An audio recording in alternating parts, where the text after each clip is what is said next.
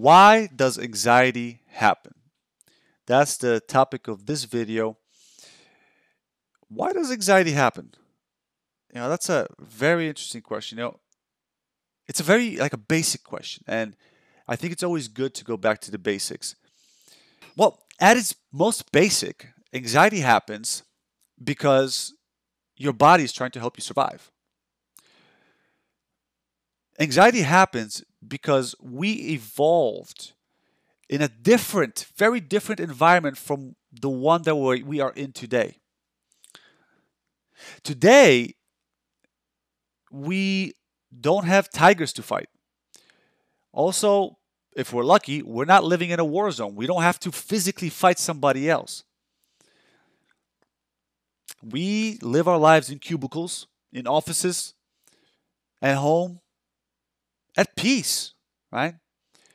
The things that we are afraid of are different now. We're now afraid of exams. We're now afraid of tests. We're now, tests and exams, the same thing. We're now afraid of bills. We're now afraid of our bosses firing us. These are the things that we are now afraid of.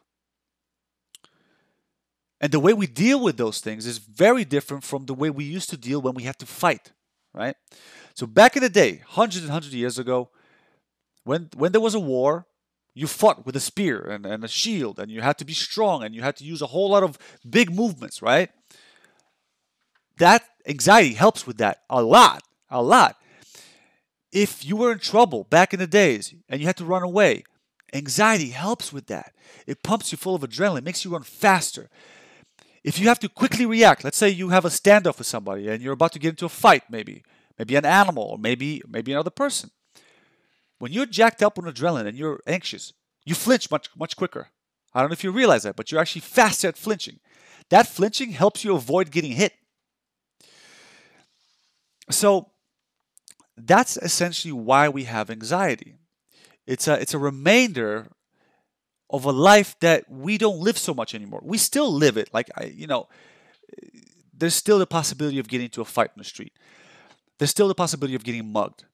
So in those situations, anxiety helps us a lot. But this is no longer our daily life for at least the lucky ones in developed countries, in let's say developed Europe and developed America. That's not our daily life. We don't have to run away from tigers. We don't have to hunt. We don't have to run away from lawlessness. Not all of us. Some of us do still, but I think for the most part we don't. But our minds still work the same exact way. Our mind doesn't distinguish the difference between a bill or a boss yelling at us and someone threatening to kill us. Our response is still the same. Our response is still getting us ready for a physical, very physical confrontation. Punching, wrestling, running. That's what it gets us ready for. So that's why we have anxiety. We haven't evolved yet. And I think it'd be fascinating to see what happens to us in hundreds of years, because I think evolution will eventually breed anxiety out, assuming that we don't have any more need for these physical confrontations.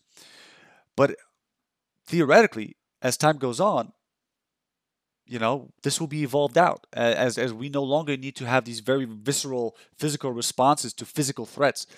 That's going to disappear, but we haven't done that yet.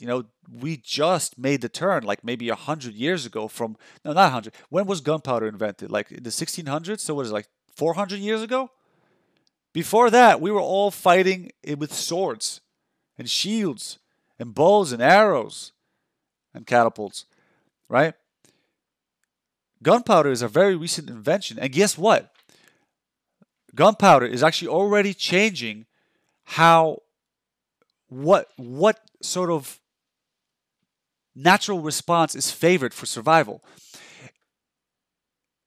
When you're trying to shoot a gun, and if you're really worked up, it's not going to work well because your hand's going to shake. So we're already entering a phase in our development where anxiety is no longer helpful even for fighting. So why does your hand shake? Let's explore that idea. Why does your hand shake when you get very worked up? Because anxiety helps you with gross motor movement, something called gross motor movement. What is a gross motor movement? This. This is a gross motor movement. Head, big head movements. Uh, big blocking movements, punching movements, swatting movements. These are big movements. Poking with your finger, that's no longer gross. Trying to push a button, that's fine motor. That's fine motor. Holding a gun and pointing it, that's also fine motor. So the reason why your whole hand shakes is because anxiety jacks up all of your musculature. All of your musculature. It jacks it up, makes you stronger, right? And so it allows you to just swing and slap somebody really, really hard. But by jacking up all of it, your body can't just jack up just your chest muscles so that your punch is harder, or your abdominals and chest, I guess, technically, and your leg, I guess, also of it. Anyway, it's not able to isolate everything, right? It fires up everything. So that includes your fine motor musculature, which is required for aiming a gun. That's why your hands start shaking if you're holding a gun and you're like in a fight or flight situation. That's why a lot of times they say that if you don't have proper training, a gun's going to be useless. You're going to probably shoot everybody except your target. Which is why they make people go through, I forget what they're called. They're like kind of like stress tests. I think one way they do it is they make you sprint a lot and then practice shooting at a target. They want to induce this adrenaline rush for you so that you get accustomed to compensating for it. So you know what I mean? So it's interesting because we're actually entering that. It seems like we're entering that that part, that phase in our development that might encourage a change in our evolution. I don't know if it will, but we'll see. So I hope that answered your question. That's why anxiety happens. It's there to protect you. It's just your brain doesn't know the difference between a tiger and a bill, or the thing you said that might now make your friend not like you. It's like social anxiety. It doesn't know the difference. That's why it happens. It still considers it a moral threat. I hope you found this useful. Do all that stuff I asked you.